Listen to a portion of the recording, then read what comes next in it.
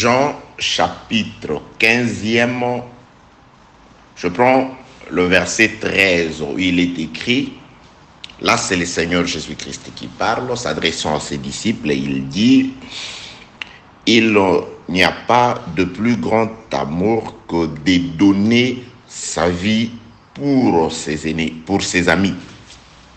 Il n'y a pas, je reprends Jean chapitre 15, le verset 13e, il est écrit, il n'y a pas de plus grand amour que de donner sa vie pour ses amis. Que la paix, la grâce, la miséricorde de Dieu vous soit accordée dans les glorieux et puissants noms de notre Seigneur Jésus-Christ. Bien-aimés dans les Seigneurs, très chers compatriotes célestes, nous sommes en train d'évoluer dans un enseignement intitulé « Esclave, virgule, serviteur, virgule, ami, virgule, femme, puis fils, enfin le retour au point initial. » Aujourd'hui, c'est l'audio numéro 7. Ça veut dire quoi pour toi qui ne tombe que pour la première fois sur cet enseignement à travers cet audio?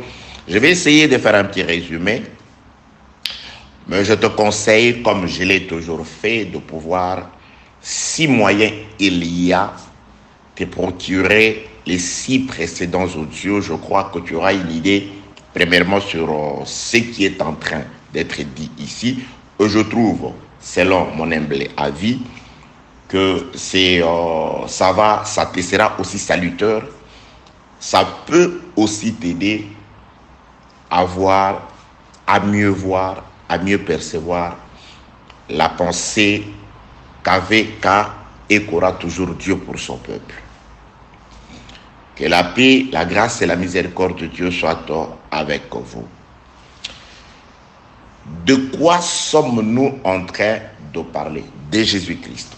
Rien que de Jésus-Christ. Car aucun autre nom ne nous a été donné sous le soleil à travers lesquels nous puissions être sauvés, si ce n'est le nom de Jésus-Christ.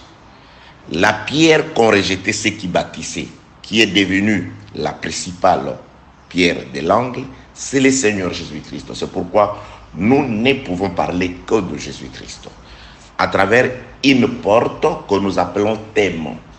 Je l'ai toujours défini, le thème, comme étant la porte par laquelle nous entrons pour vous parler des grâces du Seigneur. Frère Paul est arrivé quelque part, il a trouvé déjà un thème qui a été écrit. Il dit, bon, je vous prêche ce thème que vous avez vous-même écrit.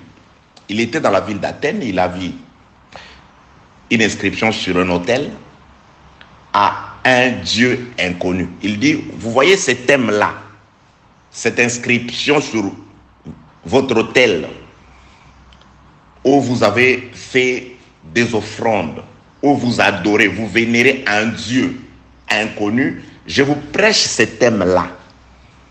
Il dit, je suis venu vous prêcher ces dieux que vous vénérez sans les connaître. Donc, le thème en soi, ce n'est pas ça le problème. Le problème est que nous voulons vous parler de Jésus-Christ. Que la paix, la grâce et la miséricorde de Dieu soient avec vous. Esclave, serviteur, ami, femme, puis fils. Enfin, le retour au point initial. De quoi sommes-nous en train de parler? Nous parlons d'un certain retour au point initial. C'est quoi le point initial? Le point initial, c'est l'état qu'avait l'homme avant la chute. Lorsque Dieu a créé l'homme, les Écritures rapportent. Je suis dans le livre de la Genèse, chapitre 5, le verset 1er. Il est écrit que Dieu a créé Adam à sa ressemblance. C'est-à-dire, Adam ressemblait à Dieu. Manifestement, par l'Esprit de Dieu qui était en lui. Parce que Dieu a soufflé dans Adam, un souffle qui est sorti de Dieu. Rien d'impur ne peut sortir de Dieu. Dieu qui est saint, tout ce qui sort, qui émane de Dieu ne peut être que saint. De Dieu, un souffle saint a été donné par Dieu à l'homme. L'homme devint un être vivant. Et cet homme qui vivait à la ressemblance de Dieu vivait éternellement. C'est le péché qui a mis fin à la vie éternelle d'Adam. Parce que Dieu le lui avait averti. Le jour où tu mangeras, tu désobéiras, ce sera le jour où tu mettras fin à la vie que tu as, à la vie éternelle, parce que tu mourras. Le point initial, c'est un homme formé par Dieu, dans lequel Dieu a soufflé de son esprit, et cet homme qui devint un être vivant, que Dieu amena dans un jardin où l'homme a été tenu de dominer. Vous voyez? De même que Dieu est au-dessus de toutes choses, il le domine sur tout sans partage. Adam était dominateur dans les jardins. La Bible déclare, Dieu amena les animaux vers Adam afin qu'Adam puisse les nommer. C'est Adam. Dieu a remis le pouvoir, il a remis l'autorité, il a remis la supériorité à Adam. Adam a trébuché. Certaines personnes ne comprennent pas les Écritures. Ils disent que les serpents, oui, ce n'est pas en vain que le frère Paul parle de la séduction comme étant passée par la femme. Le serpent a séduit la femme et Adam a mangé par amour à sa femme. Que la paix, la grâce et la miséricorde de Dieu soient avec vous. Donc, je ne suis pas là-bas, mais je voulais tout simplement nous parler du point initial. C'est-à-dire, pour le moment, il y a des choses qui nous dominent. Nous sommes sujets à la mort, à la souffrance. Nous devons transpirer avant de manger. C'est des histoires qui arrivent, qui nous sont arrivées après la chute. Après la chute, nous avons perdu le pouvoir que nous avions. Nous avons perdu l'autorité que nous avons. Nous avons perdu l'immortalité. C'est par le péché que la souffrance est arrivée. C'est par le péché que la mortalité a atteint l'homme. C'est par le péché que l'homme est devenu vulnérable. Ouais. Que la paix, la grâce et la miséricorde de Dieu soient avec vous. Donc, l'homme vivait dans la ressemblance de Dieu. Et les Écritures apportent dans le livre de Luc, chapitre 3e, dans la généalogie ascendance de Dieu, vous verrez que Dieu a créé Adam comme son fils. Adam était, les Écritures disent, fils de Dieu. Alors, lorsque Adam désobéit, il perd la ressemblance de Dieu. Parce que tel est le fils, tel est le père. C'est Jésus qui l'a dit, qui a vu le fils a vu le père. Il a perdu la ressemblance de Dieu. Donc, il a aussi perdu les statuts du Fils de Dieu par sa désobéissance. Et nous avons démontré cela dans les Écritures.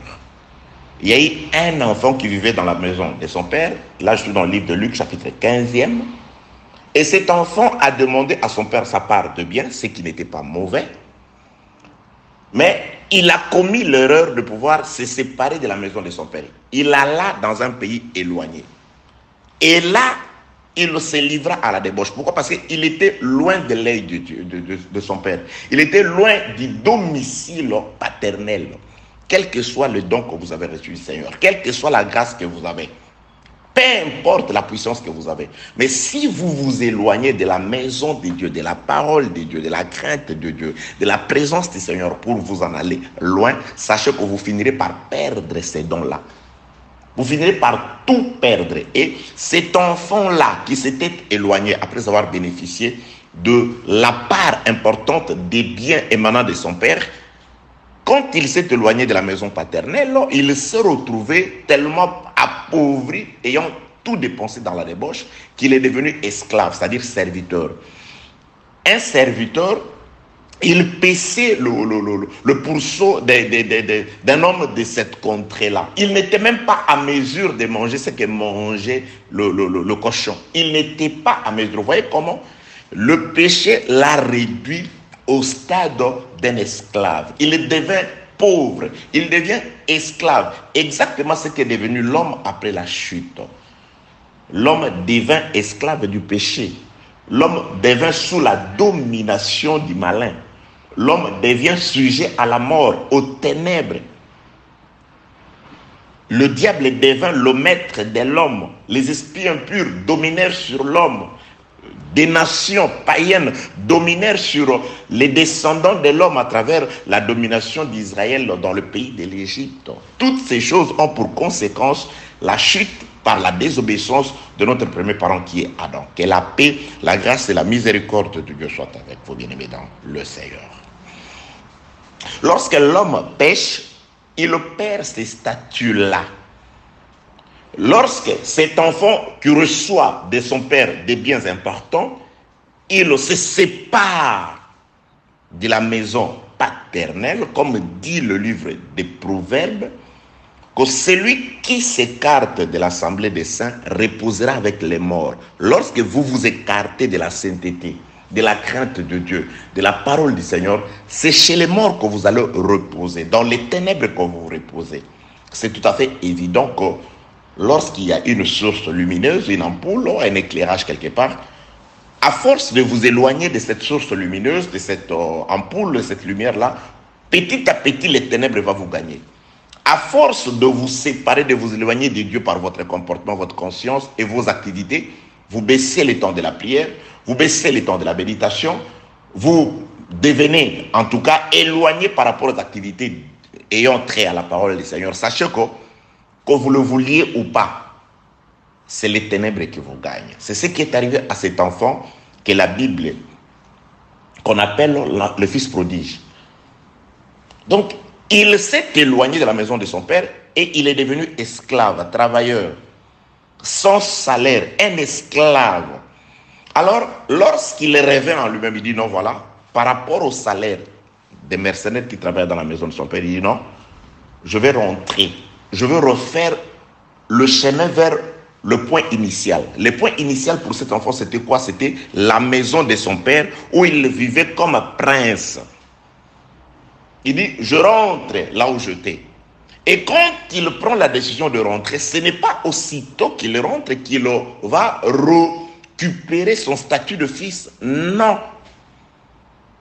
Je l'ai expliqué dans les audios précédents que le chemin était beaucoup plus facile à emprunter et de court direct. Ce passage qui passe que lorsque les enfants d'Israël sont partis de chez eux à Canaan pour descendre en Égypte. C'était un passage vraiment facile à faire. Mais les chemins du retour, quand ils sont descendus, c'était facile. Mais pour sortir de l'Égypte et rentrer au pays de Canaan, c'est là que ça devient difficile. C'est là qu'il y a vraiment des campements. C'est là, sur le chemin du retour, qu'il y a des embûches et la route est truffée d'embûches et d'obstacles avant de pouvoir arriver au point initial. Parce que Israël est parti de Canaan vers l'Égypte et de l'Égypte vers Canaan. Que la paix, la grâce et la miséricorde de Dieu soient avec vous. Donc il y a quelque chose. Et ok, je continue dans la marche. Le chemin qui conduit au point initial. Le point initial, c'est que Adam a été créé à la ressemblance de Dieu. Luc 3 dit, il était fils de Dieu. Donc, il a perdu ses statuts par son péché. Il a perdu la ressemblance de Dieu. Il a perdu le pouvoir, l'autorité, la capacité de dominer qu'il avait. Il a perdu toutes ces choses-là. Et lorsqu'il devint esclave des hommes, esclave du péché, de la mort, il doit rentrer. Israël quitte Canaan. Il chute dans le pays de l'Égypte. Et quand il va chuter dans le pays de l'Égypte, Dieu trouve Israël en Égypte, pas comme des hommes libres, mais comme des esclaves du prince de la terre. À cette époque-là, c'était Pharaon. Dominé par Pharaon et par tous les pays de l'Égypte, c'était des esclaves. C'était des gens qui étaient sous des corvées et de fouets. Alors Dieu va prendre la décision de descendre pour le délivrer. Et lorsque Dieu le délivre, nous l'avons vu dans le livre de Deutéronome chapitre 6, le verset 21, Dieu dit, je vous ai trouvés comme des esclaves en Égypte, eux, je vous ai délivrés. Et ils arrivent au désert, Dieu va leur donner la loi. Il va leur donner des tâches, des ordonnances qu'ils doivent remplir, les travaux qu'ils doivent faire pour Dieu. C'est alors que Dieu leur donne les statuts des serviteurs. C'est-à-dire, il les délivre de l'esclavage en Égypte. Il ne leur remet pas aussitôt les statuts premiers du fils. Non, vous devenez d'abord, il y a des étapes à franchir. Vous étiez des esclaves, vous devenez des serviteurs. Et un serviteur, c'est celui à qui on apprend ce qu'il doit faire. On lui montre ses tâches à accomplir dans une maison. Parce que dans une maison, un serviteur, c'est celui qui sait ce qu'il doit faire. C'est celui qui ignore ce que le patron fait dans sa chambre avec sa femme et consort. Ça, c'est Jésus-Christ qui le dit. Que la paix, la grâce et la miséricorde de soient avec vous. Je suis dans le livre de Lévitique chapitre 25, les versets 41-42. Dieu confirme que Israël, vous êtes mes serviteurs. Vous étiez des esclaves de Pharaon, je vous ai délivrés, vous devenez mes serviteurs. D'où le thème esclave, serviteur. Nous étions des fils au point initial. Nous avons par le péché perdu ces statuts. Nous sommes devenus des esclaves. Et Dieu vient nous trouver comme des esclaves. Il nous délivre par la mort de l'agneau. Le peuple sort. Dieu lui dit, désormais vous devez me servir. Vous êtes mes serviteurs. Le peuple, il va rester avec cette casquette, ce rôle de serviteur, jusqu'à ce que Dieu va encore redescendre sous forme de Jésus-Christ. Jésus-Christ, quand il arrive, il trouve Israël comme des serviteurs. C'est celui qui le dit. Je suis toujours dans le livre de Jean, chapitre 15. Cette fois-ci, je prends le verset 14e. Plutôt 15e. Jean 15, 15. Je ne vous appelle plus serviteur, parce que les serviteurs ne savent pas ce que fait son maître. Vous voyez? Donc, un serviteur, c'est juste une personne qui est au service d'un maître. Je l'ai expliqué dans les audios précédents. C'est pourquoi j'ai dit écoutez les audios précédents. Vous aurez vraiment des détails parce que très souvent, Dieu nous inspire des choses, des exhortations. Nous faisons des enseignements, nous évoluons. Mais Dieu nous met aussi à cœur et à l'esprit de pouvoir toucher votre esprit. Car, vous voyez, bien-aimés dans les Seigneurs, cette marche, c'est le chemin que nous devons emprunter pour retourner au point initial. Car le message du salut, l'évangile de la vérité, quel que soit celui par qui il est prêché, ou l'angle qu'on aborde, l'objectif est le même, le seul, un seul objectif, ramener le peuple de Dieu au point initial. Parce qu'au point initial, Adam était un dominateur. Adam vivait dans la ressemblance de Dieu. Il était fils de Dieu. L'évangile doit nous accorder la ressemblance de Dieu. L'évangile doit nous redonner le pouvoir, l'autorité. C'est pourquoi Jésus-Christ, sur le plan est comment? Le plan spirituel, il commence d'abord par manifester que son évangile doit faire ressembler son peuple à lui. Lorsque Saul, sur le chemin de Damas, Paul était en train de persécuter le sien, le disciple de Jésus. Jésus-Christ va montrer que ceux qui croient en lui deviennent comme lui. Il revêt sa ressemblance. Il dit, Saul, Saul, pourquoi me persécutes-tu? C'est-à-dire, lorsqu'on persécute un enfant de Dieu, on persécute Dieu. C'est-à-dire, les statuts spirituels par l'évangile que Dieu nous donne, c'est les statuts de ressembler à Dieu. Or, lorsque Adam ressemblait à Dieu, il dominait. C'est pourquoi Jésus-Christ, pour confirmer cela, avant de s'en aller, il dit, je vous donne le pouvoir, je vous donne l'autorité de marcher sur les serpents, sur les scorpions, sur toute la puissance de l'ennemi. L'évangile nous redonne ce que nous avons perdu autrefois. Spirituellement, l'évangile nous redonne la ressemblance de Dieu. Spirituellement, l'évangile nous redonne le pouvoir. Car l'évangile doit commencer d'abord par amener vos âmes, ramener vos âmes au point initial. Dieu a préparé un jardin pour l'homme. Et cette promesse demeure. Bien-aimé, ce que Dieu a dit, il planta un jardin, c'était pour Adam. Il a mis Adam dans les jardins. Adam a désobéi, Dieu l'a délogé du jardin. Sachez que le jardin reste pour vous. Le jardin est protégé pour Adam. C'est pourquoi Dieu doit revenir sur la terre, parler à Adam, ramener le cœur d'Adam dans la docilité de la parole de manière à ce qu'Adam puisse retourner là où Dieu avait préparé pour lui. Le jardin n'a pas été préparé pour les anges. Le jardin n'a pas été préparé pour les animaux. Le jardin a été conçu, planté pour Adam. Adam doit y revenir. Mais Adam ne revient pas si Adam ne respecte pas la marche que le Saint-Esprit nous a imposée, cette marche que nous sommes en train de respecter et de suivre. Que la paix, la grâce, l'amour et la miséricorde de Dieu soient avec vous au nom de Jésus-Christ. Bien-aimés dans le Seigneur, l'évangile touche l'âme. La parole ne touche pas seulement l'intellect, mais la parole doit toucher l'âme de l'homme. Je bénisse le Seigneur pour un ami, un serviteur de Dieu qui me dit: mon frère, que Dieu te bénisse parce que ce que tu nous dis nous ramène dans la crainte de Dieu. Nous avons la grâce de voir, de connaître ce que Dieu fait aussi, parce qu'il a fait de nous ses amis, c'est-à-dire des révélations. Mais ces révélations doivent être basées, construites sur la crainte absolue de Dieu. L'homme doit toujours raisonner, réfléchir de cette façon. Je veux faire ceci, je vais m'habiller de telle façon, je vais regarder ceci. Jésus-Christ serait-il d'accord que je m'habille comme ça, que je fasse ça, que je dise ça, que j'agisse de telle façon? Remplacez votre raisonnement par la parole du Seigneur. Que tout trouve l'approbation dans la parole. Que tout trouve ses assises dans la parole de Dieu. Que la paix, la grâce et la miséricorde de Dieu soient avec vous, bien-aimés dans le Seigneur. Vous voyez?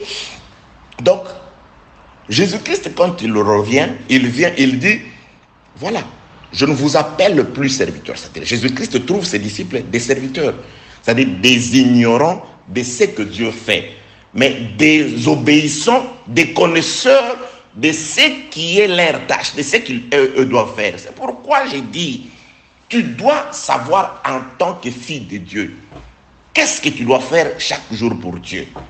Qu'est-ce que tu dois faire pour plaire à Dieu? Parce qu'un serviteur, une servante, c'est celui qui cherche à plaire au cœur de son maître. C'est pourquoi je nous ai donné cet exemple de Rebecca. Le plus ancien comprend, il dit non. Une bonne femme pour mon Seigneur Isaac doit d'abord être une servante. Et ce qui l'a étonné, cet homme-là, c'était la façon dont Rebecca était en train de servir. Comment elle puisait l'eau. Bien aimé, ce qui plaît à Dieu, c'est comment tu as disposé ton cœur, ton corps, ton âme, toute ta pensée à sa disposition. Comment tu as vraiment manifesté que tu as été acquis par le Seigneur pour te mettre à sa disposition. Un esclave ne fait plus sa volonté. Un esclave a été acheté pour faire la volonté de son maître. Ça, c'est l'aspect serviteur. Alors Jésus-Christ, quand il dit non, je ne vous appelle plus serviteur. Parce qu'un serviteur, c'est un ignorant de ce que fait son maître. Mais moi, je vais vous ouvrir les rideaux afin de vous enseigner des révélations. Afin de vous faire connaître le mystère caché. Afin de vous faire voir ce que Moïse voyait quand il allait sur la montagne. Moïse venait, il voilait son visage. Il ne vous laissait pas transparaître ce qu'il voyait. Il cachait le visage. Et moi, je vais vous révéler cela. Vous êtes les petits troupeaux. Il a plu à Dieu que le mystère du royaume vous soit révélé. Pendant que je parlerai avec tout le monde en parabole, je vous mettrai de côté, j'ouvrirai le voile pour vous, je vous ferai voir comment Dieu dort, comment Dieu danse, comment Dieu s'habille, quelles sont les positions. Je vous ferai voir toutes ces choses, car à un ami, on ne cache rien. À un ami, on révèle tout. C'est pourquoi Jésus-Christ dit, je ne vous appelle plus serviteur. Ça veut dire qu'ils étaient exactement serviteurs. Jésus-Christ respecte la parole. Jésus-Christ ne vient pas abolir, mais accomplir. Il dit, bon voilà, Vous avez été des fils, bien sûr. Au commencement, il n'en était pas ainsi. Vous étiez auprès de Dieu, mais vous avez péché. Vous avez été esclaves. Dieu vous a délivrés. Je vous ai trouvé des serviteurs. Mais voilà, je vous fais un avantage. Je ne vous laisse plus serviteurs. Je fais de vous mes amis. Jésus-Christ retire un groupe d'un ensemble. Le groupe de ses disciples, il fait de ses disciples ses amis. Ses disciples deviennent ses amis. Ses amis veut dire, maintenant je veux vous prêcher sur la nourriture solide. Vous connaissez, vous avez déjà le lait. Vous avez déjà en vous le fondement qui a été posé. Il n'est plus question de poser un autre fondement. Vous avez déjà le renoncement aux œuvres mortes. Vous avez déjà été baptisé. Vous avez déjà, bref, traversé la mer Rouge. Maintenant, je veux vous donner des oracles. Je veux vous ouvrir les yeux sur ce que le monde ne peut voir. C'est pourquoi avant de s'en aller, il dit à ses disciples, vous, mes disciples, vous me verrez. Mais le monde ne me verra pas. Donc il le disait par rapport aux Saintes Écritures. Il est parti. Mais lorsque les disciples, Pierre pouvait s'élever, il leur dit, la pierre qu'on rejetait, ce qui bâtissait, est devenue la principale des langues. Eux, ils voyaient ça. David avait dit ça dans le livre de Psaume 118. Les Juifs croyaient à ça, qu'il y a une pierre qu'on bâtissait, ce qui bâtissait. Mais Pierre, il voit dans cette écriture, Jésus dit, cette pierre-là, c'est Jésus que vous avez crucifié. Que la paix, la grâce et la miséricorde de Dieu soient avec vous. Bien-aimés dans le Seigneur, il dit, vous-même, jusqu'à ce jour, les amis de Jésus voient Jésus dans les Écritures. C'est-à-dire, il y a de ces Écritures-là, vous regardez, vous prêchez, vous faites sortir la grâce de Dieu, vous faites sortir, c'est-à-dire, vous détaillez les Écritures, vous expliquez les Écritures.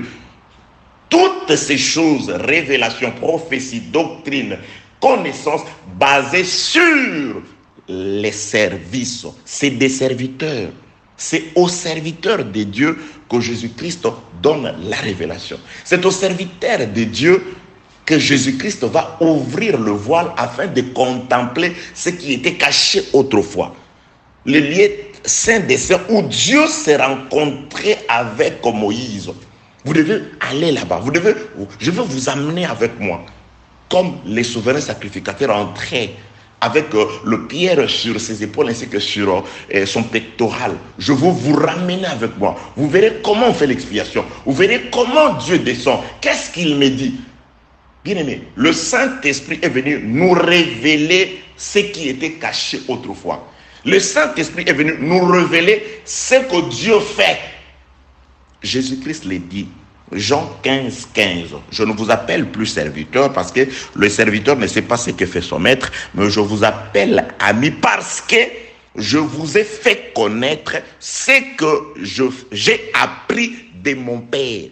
Maintenant, je veux vous donner la connaissance parce que la loi n'affranchit pas, mais c'est la connaissance qui a franchi. La loi est une étape, des préceptes sont des étapes qu'on ne néglige pas. Il y a des gens aujourd'hui, malheureusement, ils ont la connaissance de ce que Dieu fait, mais ils ne servent pas le Seigneur. Bien aimé, ça, c'est une connaissance qui enfle. Mais la connaissance doit affranchir l'homme de la mauvaise vie, de la mauvaise conscience. La véritable conscience, la véritable connaissance plutôt, vient prendre à l'homme une conscience. Ok, notre temps est précieux. Je continue. Mais il y a des audios précédents dans lesquels vous allez vraiment écouter ces choses et les comprendre et avec beaucoup plus de précision. Quoique dans chaque répétition, il arrive que le Saint-Esprit nous dise des choses qui n'ont pas été dites dans les audios précédentes. C'est pourquoi tout audio est important, bien aimé dans les Seigneurs. Vous voyez? Donc, Jésus-Christ, quand il vient, il dit, maintenant je ne vous appelle plus serviteurs. Je vous appelle mes amis. Vous devenez mes amis. Pourquoi? Parce que je vais maintenant vous enseigner ce que, étant que serviteur, vous ne connaissiez pas. Comme serviteur, vous étiez juste là à travailler dehors et qu'on sort arranger les choses. Mais maintenant, je vais vous ramener dans les sanctuaires. Je vais vous enseigner, je vais vous montrer parce que vous étiez dehors. Je vais maintenant vous montrer les choses qui sont dans les sanctuaires parce que vous êtes mes amis. Et l'Écriture dit ceci. Jean chapitre 15, l'Écriture que j'avais donnée avant que je ne commence. Il n'y a pas de plus grand amour que de donner sa vie pour ses amis. Ah, Jésus-Christ dit, ok. Autrefois, si je n'avais pas donné ma vie pour vous, c'est parce que vous n'étiez que des serviteurs. Maintenant, je vais vous rapprocher encore de moi. Vous qui étiez esclaves, très éloignés, Dieu, par l'œuvre de la mort de l'agneau en Égypte, il a fait de vous des serviteurs. Et maintenant, moi, je viens, je vais faire de vous des amis. Et comme amis, je veux vous montrer, la Bible dit, le plus grand amour. Le fait que Dieu vous donne le pays des Canaan comme habitation, ça c'était l'amour. Le fait que Dieu vous donne de la manne au désert, c'était l'amour. Le fait qu'il vous fasse boire l'eau du rocher, c'était l'amour. Maintenant, je veux vous donner, vous montrer le plus grand amour. Jésus-Christ dit, il n'y a pas de plus grand amour, c'est-à-dire l'amour suprême. Il dit, l'amour suprême, ce n'est pas à l'égard d'un esclave qu'on le montre, ce n'est pas non plus à l'égard d'un serviteur, mais le plus grand amour, c'est par rapport aux amis. Parce que Jésus-Christ dit, il n'y a pas de plus grand amour que celui de donner sa vie pour ses amis. C'est pourquoi il va l'illustrer dans l'ombre, le grand amour. Lorsque Jésus-Christ, le jour de la Sainte Seine, ce jour-là de la Pâque juive, la Bible déclare, il prend du pain, il va le rompre et il le donne à ses disciples. Il dit, ceci est mon corps. Il prend la coupe du vin qui était là. Il rend grâce à Dieu. Il la donne à ses disciples. Il dit, ceci est mon sang. Vous voyez, il a donné son corps. Il a rompu d'abord son corps. Il l'a donné à ses disciples. Il a pris sa vie, son sang. Il l'a donné à ses disciples qui étaient là. Et c'est à ces disciples-là que Jésus-Christ dit que je vous appelle maintenant mes amis. C'est pourquoi j'ai dit ceci. Les saluts, la vie de Jésus-Christ, l'œuvre de la croix n'est profitable qu'aux serviteurs de Dieu qui ont reçu les statuts de Dieu, les statuts d'amis de Dieu, c'est-à-dire qui ont reçu la connaissance. Que la paix, la grâce et la miséricorde de Dieu soient avec vous. Proverbe dit quelque chose. Attends, je vais chercher. Proverbe qui, là où dit...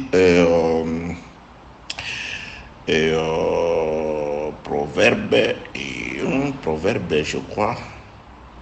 Proverbe, là où il est écrit les blessures d'un ami prouvent sa fidélité, quelque chose.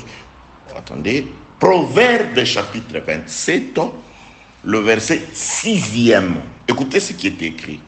Le blessure d'un ami prouve sa fidélité, mais le baiser d'un ennemi sont trompeurs. Je prends la première partie. Les blessures d'un ami prouvent sa fidélité.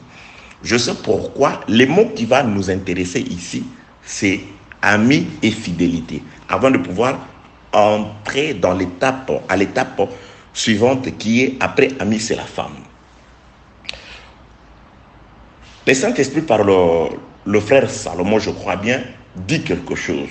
Le blessure d'un ami prouve sa fidélité. C'est-à-dire, lorsque un ami se blesse pour vous, c'est une preuve de fidélité. Or, dans les Écritures, dans le livre d'Apocalypse, il y a quelqu'un qu'on appelle témoin fidèle. Et celui qui est le témoin fidèle, c'est la parole. Or, la parole, c'est Jésus. Donc, Jésus-Christ, pour ceux dont il désigne être ses amis, il dit, je vous appelle maintenant mes amis. Il doit leur prouver sa fidélité. Et Jean chapitre 15, Le verset 13, il dit, il n'y a pas de plus grand amour que de donner sa vie pour ses amis. Donc Jésus-Christ doit donner sa vie pour ses amis, pas pour ses serviteurs, moins encore pour ses esclaves, mais pour ceux qui ont été esclaves, qu'il a affranchis. Il leur a donné les statuts de serviteurs, c'est-à-dire il leur a enseigné qu'est-ce qu'ils doivent faire de leur corps, de leur vie pour plaire à Dieu. Et il vient faire d'eux des amis en leur donnant des révélations. C'est pour cela que Jésus-Christ doit prouver sa fidélité, que je suis fidèle. Et comment prouvera-t-il sa fidélité? Il dit, Jean 15, il dit, c'est en donnant sa vie. Et Proverbe 27, verset 6, clarifie, il dit, il doit être blessé pour eux. C'est la blessure d'un ami qui prouve sa fidélité. Il doit être blessé. Là, je vois le frère Ésaïe, chapitre 53, qui dit qu'il a été blessé à cause de nos péchés.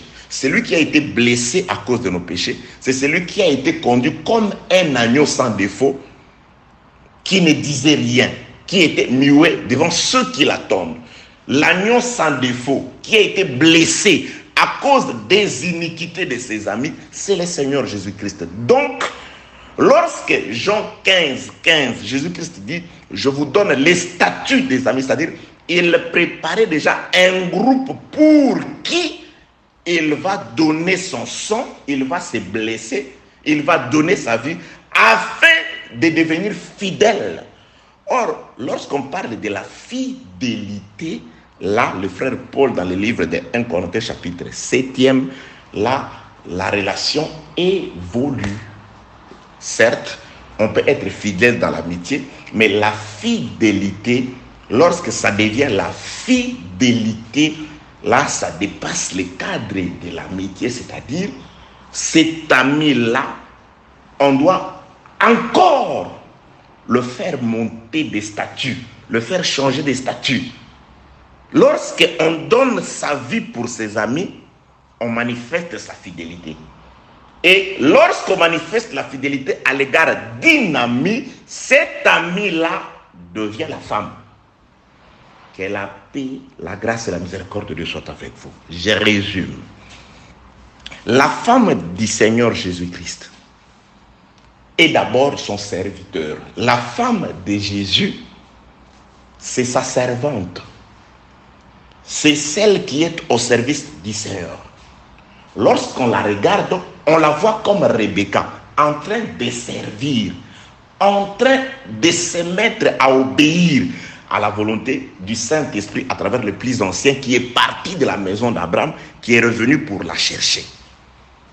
Ça, c'est le premier statut de la femme de Jésus.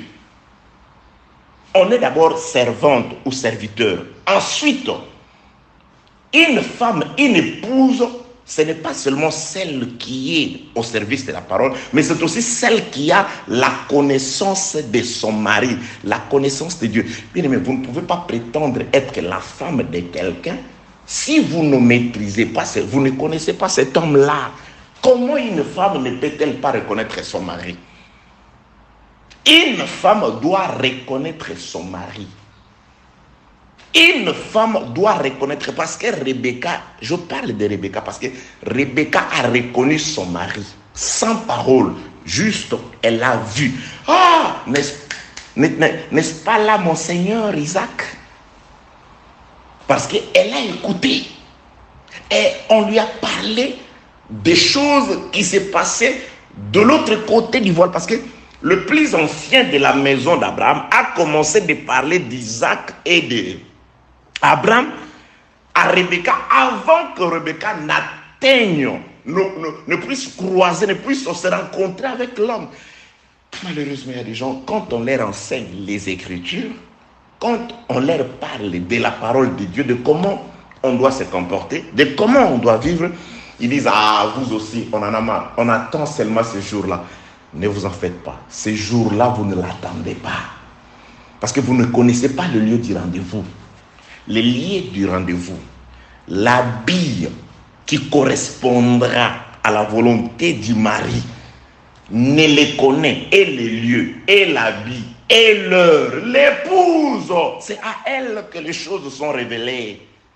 Lorsque nous vous enseignons, nous vous habillons, nous vous préparons. Jésus-Christ a dit pour vous, c'est-à-dire pour l'épouse.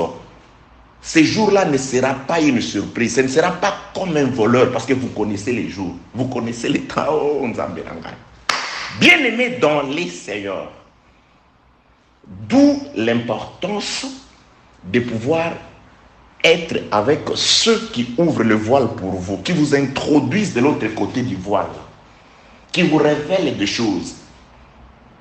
Les révélations basées sur les Écritures, attention. Pas de révélations inventées aujourd'hui où quelqu'un s'est réveillé et dit, bon, cette écriture-là, je vais l'interpréter comme ça parce que... Et quand tu lui poses la question aujourd'hui, il y a une manie. Frère, ce que tu dis là, tu ne trouves pas que ce n'est pas assis dans les Écritures? Non, je parle par révélation. Je parle par...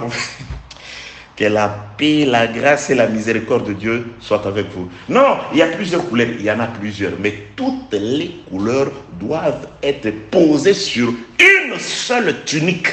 Et la tunique, c'est la parole. Aucune révélation ne peut contredire l'écriture. Aucune révélation ne peut sortir de l'écriture. La révélation, c'est l'explication que le Saint-Esprit donne à l'écriture. La révélation, c'est l'explication que l'écriture donne à une autre écriture. Car un jour donne connaissance à un autre jour. Bien aimé, il n'y a dans le monde de Dieu que ce qui a été créé pendant les 6 jours. Ceux qui nous connaissent le savent. Le 7e jour, ce qu'on cuisinait le 7e jour, ce qu'on mangeait le 7e jour, ce n'était pas la nourriture qui a été créée le 7e jour. Le 7e jour, il n'y a pas de création. On ne mange que ce qui a été créé, cueilli, travaillé pendant les 6 premiers jours. Le 7e jour, on ne fait que... Qu'est-ce que vous mangez aujourd'hui? Le légume. Les légumes. Oh oui, c'est la création du 3e jour. Qu'est-ce que vous mangez aujourd'hui? Qu'est-ce que vous faites aujourd'hui? Je profite du soleil. La lumière, c'est le 1er jour. Qu'est-ce que vous faites aujourd'hui? Ah, je m'en vais baigner. Bien-aimé dans le Seigneur, le 7e jour, Dieu ne crée rien. On ne ramène que ce qui a été créé les 6 premiers jours.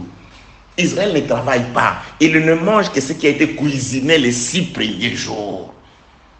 Les 6 premiers jours, c'est les Écritures. Aujourd'hui, dans la grâce, nous puisons dans les Écritures. Ce que tu dis, tu l'as pris où? Ce que tu dis, on peut le trouver où? Ce que tu dis, c'est où les soubassements? Même les mondains, les politiciens du monde, les gens qui règnent, dont le règne est éphémère, ils se battent quand même sur base de leurs documents précieux pour eux appelés constitution. C'est l'article tel, c'est l'article tel. Mais vous qui vous dites du royaume des cieux, vous avez une constitution aussi complète, profonde, enrichissante et salvatrice, mais vous la mettez de côté. Vous violez votre constitution par des prédications qui n'ont pas de soubassement dans les Écritures, par des révélations qui ne se trouvent pas dans la parole de Dieu. Que la paix, la grâce et la miséricorde de Dieu soient avec vous au nom de Jésus-Christ. Bien-aimés dans les Seigneurs, nous étions en train de dire ceci. Donc, cet ami-là, lorsque Jésus-Christ dit « Je fais de vous des amis », c'est-à-dire qu'il est en train de le préparer. Parce qu'on ne reste pas amis. Parce que l'ami de l'époux, Jean-Baptiste le dit, il se tient là, il regarde juste, il observe. Il n'entre pas dans la chambre. L'épouse, ce n'est pas pour l'ami, c'est pourquoi Dieu sait. Vous devez revêtir la statue de l'épouse. Et pour devenir l'épouse, il doit manifester la fidélité. Et pour manifester la fidélité, il doit être blessé. Il doit mourir. Quand on parle de blessures, on voit les sangs, afin que s'accomplisse ce que le frère Paul dit dans la lettre aux Éphésiens. Je vais lire Éphésiens et je vais rentrer dans Cantique des Cantiques chapitre 6, si telle est aussi la volonté de Dieu. Je suis dans le livre d'Éphésiens chapitre 5.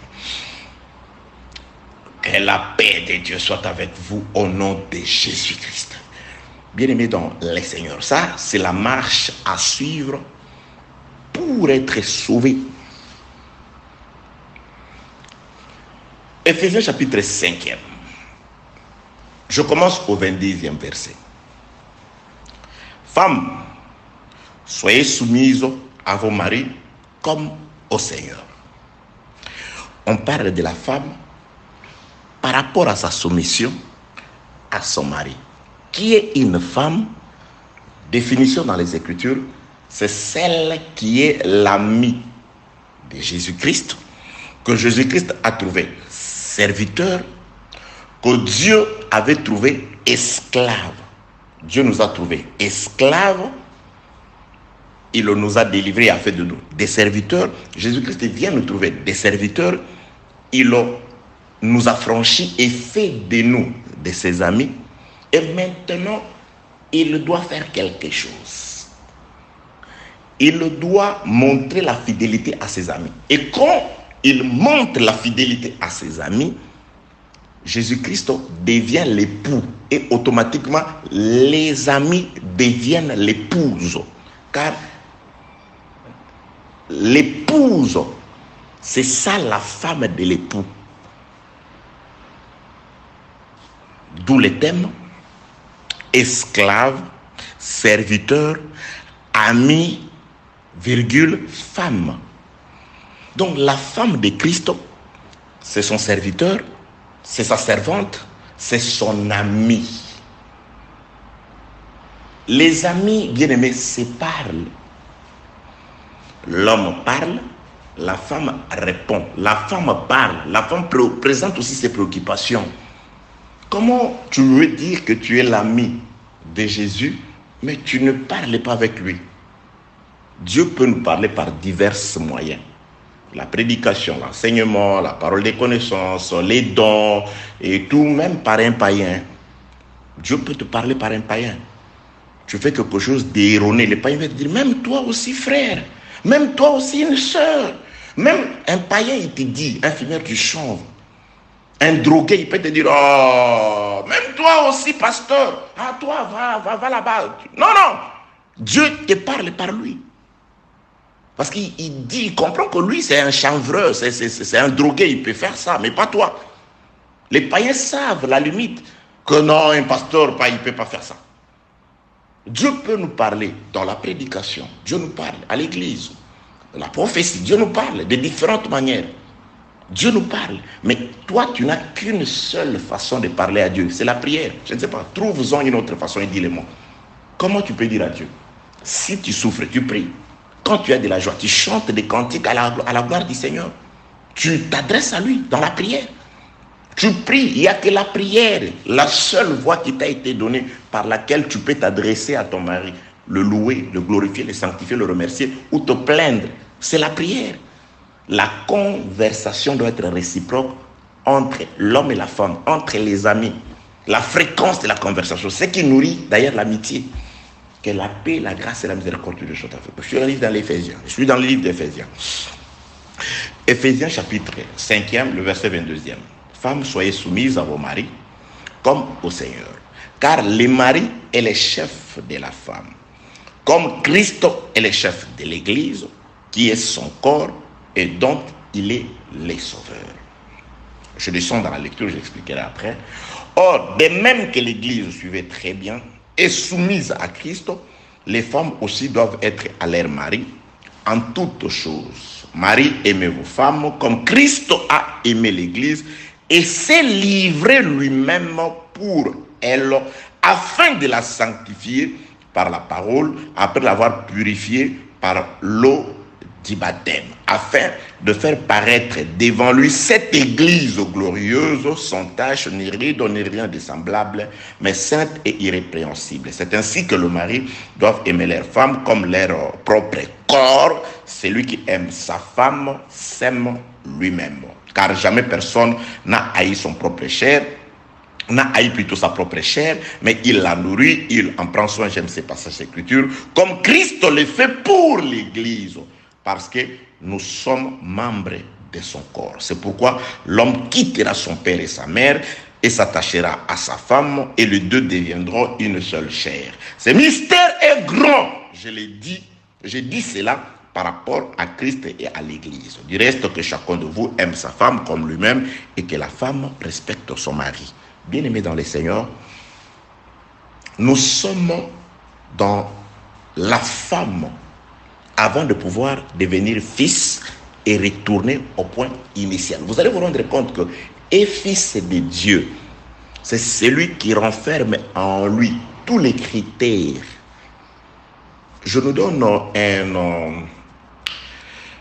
je vais nous donner juste un apéritif, un avant-goût. Adam était toutes ces choses, ou avait en lui toutes ces choses-là. Adam était serviteur de Dieu parce qu'il devait servir Dieu dans le jardin, garder les jardins et le cultiver. Il était serviteur de Dieu. Adam était ami de Dieu parce qu'il parlait avec Dieu. Et Adam était la femme. En Adam, dans le corps d'Adam était la femme. Nous viendrons lorsque nous parlerons des fils. Car nous devons retourner au point initial. Mais avant d'y arriver, on doit respecter ces étapes. Serviteur, ami, et Jésus-Christ,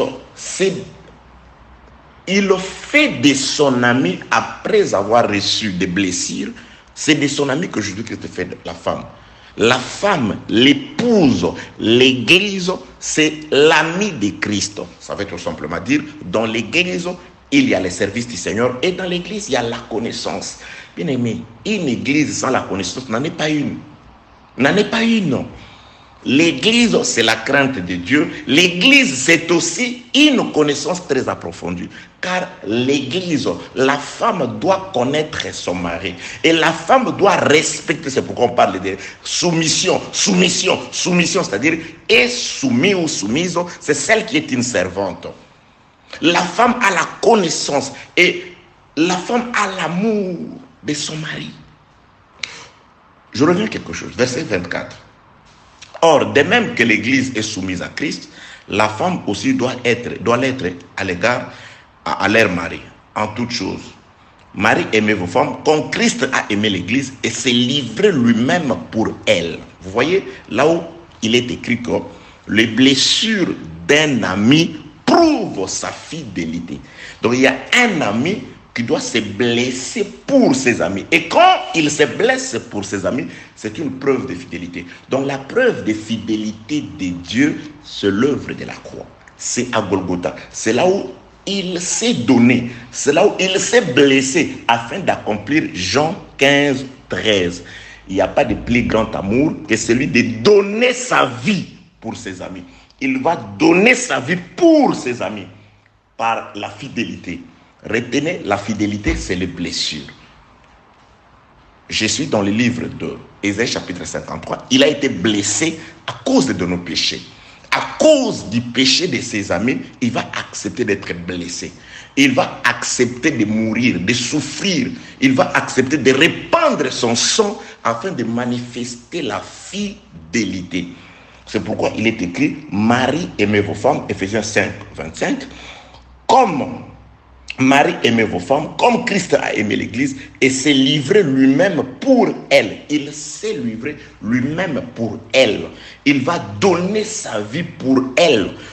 Elle, l'Église, elle est l'amie. Elle est là où il y a le cœur, il y a le trésor, il y a la connaissance. C'est pourquoi, à cause de cela, il va donner sa vie.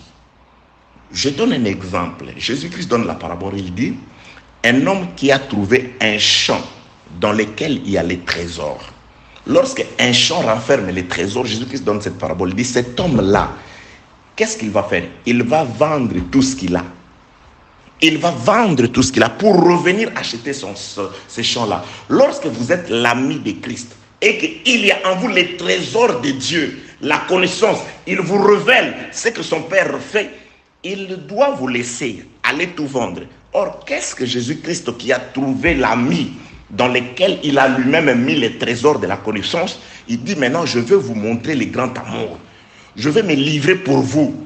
Je vais tout vendre. Qu'est-ce qu'il a vendu? Il est allé vendre sa vie. L'œuvre de la croix, c'est Jésus qui va vendre sa vie, afin que par le prix qu'il a vendu sa vie, il puisse te racheter, toi le sang qui a les trésors.